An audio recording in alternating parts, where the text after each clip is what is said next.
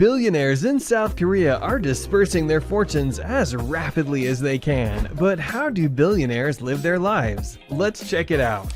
Hey guys, and welcome back to the channel. For this video, we will take a look at what it's like to be a billionaire in South Korea. But before anything else, please leave a like on this video. Also, don't forget to subscribe to our channel and click the notification bell down below so you won't miss our videos. Without any further ado, let's hop on right to the video. The country currently boasts 46 billionaires. The majority of them are self-made entrepreneurs who run tremendously profitable internet businesses, according to Forbes.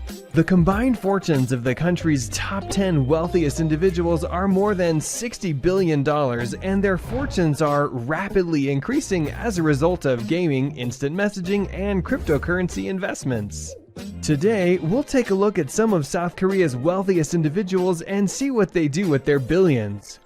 We'll also look at the significant charitable contributions made by South Korea's IT billionaires. Let's get it started. A billionaire revolution is taking place in South Korea. The country's new billionaires are self-made IT entrepreneurs who would rather contribute to charity than keep their fortunes. Following the rapid increase of Kakao Corp, Stock Kakao chairman Brian Kim, who had a net worth of $10.8 billion at the time of filming this video, became South Korea's richest person earlier this year. The company had a market capitalization of $43.7 billion at the time of filming, and his instant messaging software, Kakao, is used today by 90% of South Korea's smartphone subscribers. Despite the fact that Kim's net worth has increased by more than $6 billion this year, but he has no intentions to cash it in and spend it all. Kim grew raised in one of Seoul's poorest neighborhoods and has adopted a frugal way of living since then. He is the second South Korean billionaire to sign on to Warren Buffett's Giving Promise, and he aims to give away more than half of his wealth before he passes away in the next few years. Kwon Hyuk-bin, South Korea's fourth richest person, is another tech millionaire with a golden heart. Kwon Hyuk-bin, who had a net worth of $9 billion at the time of shooting, has donated more than $5 million to schools in China and Vietnam to teach children about technology and computer science, according to the documentary. His net worth is expected to soar in the next years as a result of his ownership of the video game firm Smilegate, which he owns 100% of. The company was responsible for the development of Crossfire, the video game with the highest player count in the world. One of South Korea's wealthiest individuals, Kim Young-ju, is another video game magnate who generously donates a large sum of money. The Nexon founder, who had a net worth of $6.8 billion at the time of filming, has contributed millions to develop children's hospitals around South Korea. He donated more than $18 million to construction of a pediatric rehabilitation center in Seoul through his charity organization. In addition, his charity contributed $9 million to the construction of a children's hospital in Daejeon. He has promised to donate more than $93 million from his own fortune to digital companies and children's hospitals, and he has stated that his children would not receive any shares in his firm. Nexon has also ventured into the world of cryptocurrencies, owning 83% of Crypto Exchange. In the first half of 2021, corporate venture capital investment in South Korea totaled $2.7 billion. That's the most money ever spent in a 6-month period. There are currently 15 privately owned unicorn enterprises in South Korea, each valued at more than $1 billion. Once these very lucrative enterprises go public, many more billionaires are expected to emerge. In South Korea, not all billionaires have a good reputation.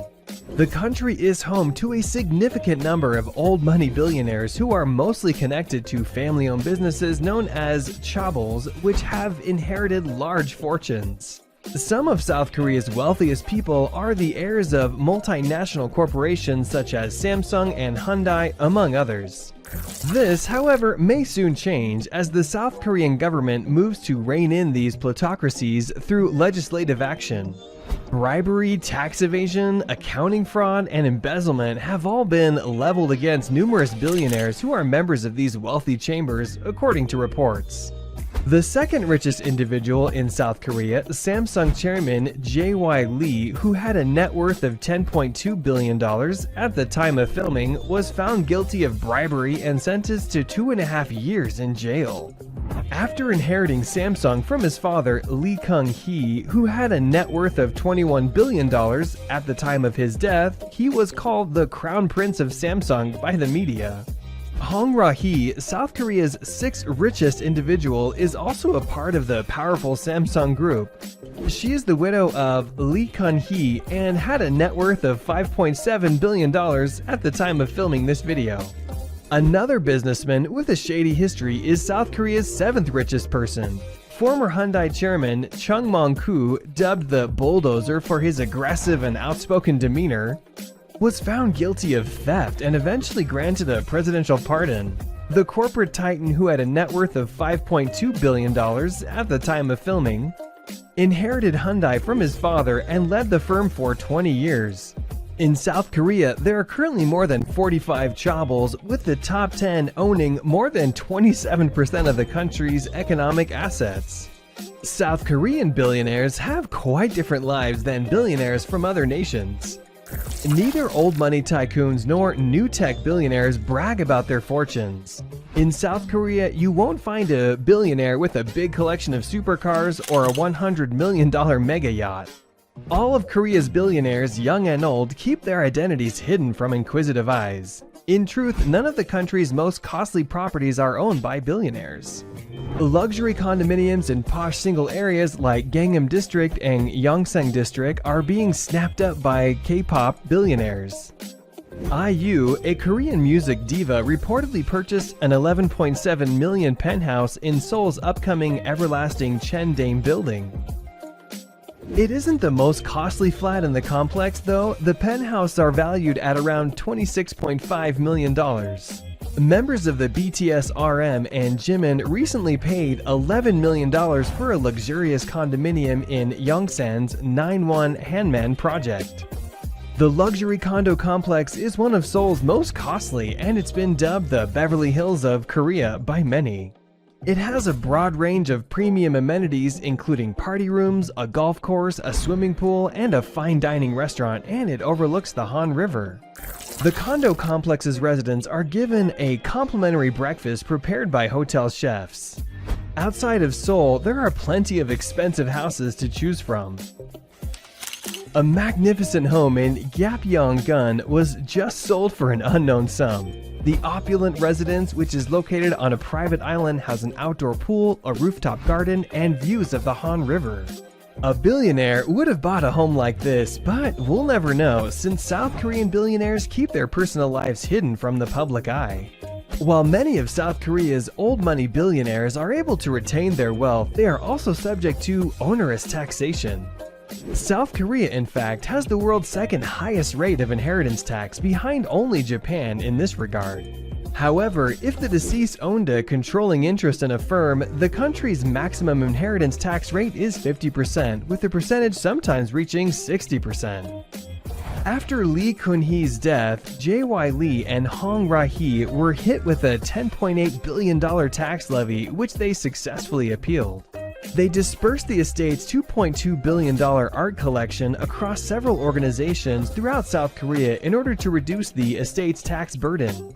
A few of the many extremely notable paintings in the collection are Claude Monet's Water Lilies and Pablo Picasso's Portrait of Dora Maar, to name a few examples. Here's an intriguing fact to consider. What if I told you that South Korea's second richest man, So Jung-jin, began his business by borrowing money from loan sharks? Would you believe it? Jung-jin, who had an estimated net worth of $11 billion at the time of filming, used the funds from his loan to co-found Celltrion, which is now one of South Korea's most lucrative pharmaceutical companies. He even had to put his organs up as a security for the loan. That's it for today. If you guys enjoyed the video, make sure to hit the like button, don't forget to subscribe, and turn on that notification bell so you never miss out on any future content we'll produce for you guys. We're signing off now, but we'll be sure to catch you all in the next one.